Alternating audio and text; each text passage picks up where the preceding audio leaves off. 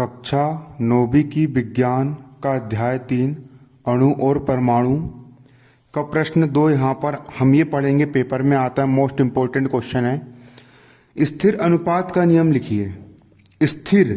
स्थिर अनुपात का नियम, या पेपर में ये भी बन के आता है निश्चित अनुपात का नियम। क्या बन करके आता है? निश्चित। पेपर में बन के आता है निश्चित अनुपात का नियम लिखिए। पेपर में आपको स्थिर अनुपात करके पूछ सकता है और निश्चित अनुपात का नियम भी पूछ सकता है। यह नियम बहुत सरल नियम है। देखिए, स्थिर अनुपात का नियम, किसी भी यौगिक में तत्व सदैव एक निश्चित द्रव्यमानों के अनुपात में विद्यमान होते हैं। किसी भी यौगिक में तत्व हमेशा एक निश्चित द्रव्यमानों के अनुपात में विद्यमान होते हैं। यही स्थिर अनुपात का नियम है। अब इसको आप बारीकी से समझिए कि ये नियम कहना क्या चाह रहा है। जैसे कि देख लीजिए, आप सब लोग पानी पीते हैं, उसको हम जल कहते हैं हिंदी भाषा में, जल।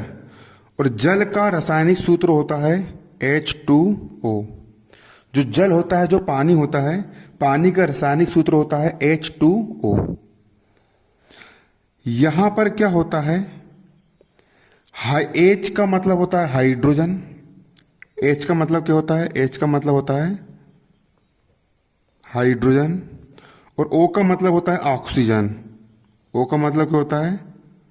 ऑक्सीजन। H का मतलब होता है हाइड्रोजन और O का मतलब होता है ऑक्सीजन। हाइड्रोजन भी एक प्रकार का तत्व है और ऑक्सीजन भी एक प्रकार का तत्व है। तो दो तत्व, पहला तत्व हो गया हाइड्रोजन और दूसरा तत्व हो गया ऑक्सीजन। दो तत्वों के आपस में जुड़ जाने से यौगिक बनता है। हाइड्रोजन तत्व और O यानी ऑक्सीजन तत्व। H यानी हाइड्रोजन, O यानी ऑक्सीजन। ऑक्सीजन और हाइड्रोजन दो तत्वों के आपस में जुड़ जाने से क्या बनता है? आपस में जुड़ जाने से यौगिक बनता है। जैसे कि जल H2O एक प्रकार का क्या है? यौगिक होता है।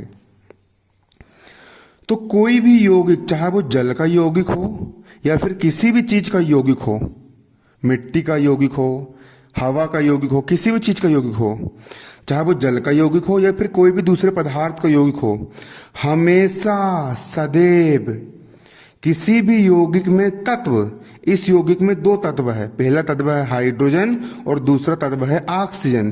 किसी भी यौगिक में तत्व, पहला तत्व हाइड्रोजन, दूसरा ऑक्सीजन। किसी भी यौगिक में तत्व, अरे भैया किसी भी यौगिक में तत्व, ऐसा सुन लो कि यही याद हो जाए। परिभाषा क्या बोल रही है? किसी भी यौगिक में तत्व सदैव एक निश्चित द्रव्यमानों के अनुपात में। सदैव मतलब हमेशा। द्रव्यमान का मतलब होता है वजन। द्रव्यमान का मतलब क्या होता है? वजन। द्रव्यमान का मतलब होता है वजन। हाइड्रोजन का वजन, जैसे कि मेरा वजन 80 किलो है, 70 किलो है, 60 किलो है, 50 किलो है, कुछ भी हो सकता है। वैसे हाइड्रोजन का जो वजन होता है वो होता है 1। हाइड्रोजन का वजन कितना होता है? 1 होता है।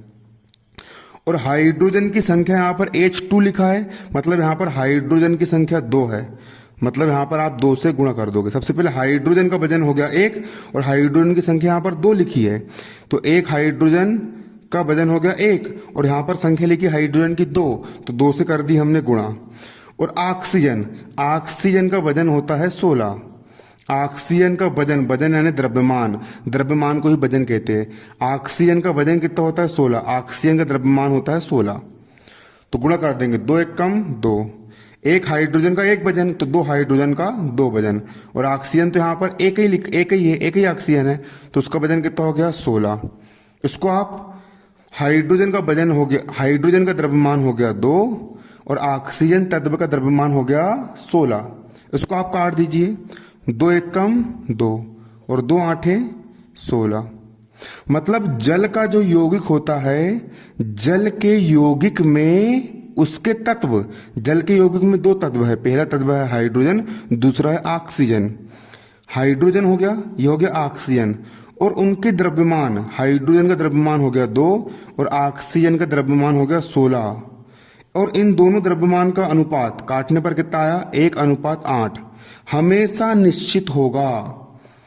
चाहे वो जल, देखो, चाहे तुम जल नाली का निकाल करके लाओ, या फिर जल तुम बोर का निकाल करके लाओ, या फिर जल तुम बरसात का लेकर के आओ, या फिर जल तुम कीचड़ का लेकर के आओ, तुम कहीं का भी पानी लो, चाहे तुम बिस्लरी की बोतल का पानी लो, हर प्रकार के पानी में, हर प्रकार के पानी का सूत्र H2O होगा, H2O होगा। और जल के जो तत्व है, जल के तत्व किसी भी यौगिक के, किसी भी यौगिक में उसके तत्व, किसी भी यौगिक में उसके तत्व सदैव एक निश्चित द्रव्यमान, इसका द्रव्यमान भी हो गया 2, उसका द्रव्यमान हो गया 16, सदैव निश्चित द्रव्यमान के अनुपात में होते हैं। मतलब तुम नाले का जल लोगे उसमें भी अनुपात 1:8 ही आएगा, तुम बोर का जल लोगे उसमें भी 1:8 ही आएगा, तुम चाहे बरसात का जल लोगे उसमें भी द्रव्य तत्वों के द्रव्यमानों का अनुपात 1:8 ही आएगा। ये अनुपात हमेशा स्थिर रहेगा, 1:8 ही रहेगा। ये अनुपात हमेशा निश्चित रहेगा, स्थिर रहेगा, निश्चित रहेगा। इसीलिए इस नियम को कहा जाता है, इसीलिए इस नियम को कहा जाता है स्थिर अनुपात का नियम, इसीलिए इसको कहते हैं स्थिर अनुपात का नियम। देखो ये लिखा है, किसी भी यौगिक में तत्व सदैव एक निश्चित द्रव्यमान के अनुपात में विद्यमान होते हैं। किसी भी यौगिक में, देखो यही यहां पर लिखा हुआ है, देखिए, किसी भी यौगिक में तत्व, किसी भी यौगिक में तत्व सदैव एक निश्चित द्रव्यमान के अनुपात में विद्यमान होते हैं। हमेशा इनका अनुपात कितना आएगा, हाइड्रोजन और ऑक्सीजन का अनुपात हमेशा 1:8 ही आएगा। तत्व हमेशा एक निश्चित द्रव्यमान के अनुपात में विद्यमान होते हैं। यही स्थिर अनुपात का नियम कहलाता है। यही क्या कहलाता है, यही स्थिर अनुपात का नियम कहलाता है। देखिए, कोई भी यौगिक 2 या 2 से अधिक तत्वों से निर्मित होता है। कोई भी यौगिक, जैसे कि जल एक यौगिक होता है, H2O क्या होता है, यौगिक होता है। ये यौगिक 2 तत्वों से मिलकर बना है, पहला हाइड्रोजन और दूसरा ऑक्सीजन। कोई भी यौगिक 2 या 2 से अधिक तत्वों से मिलकर बना होता है।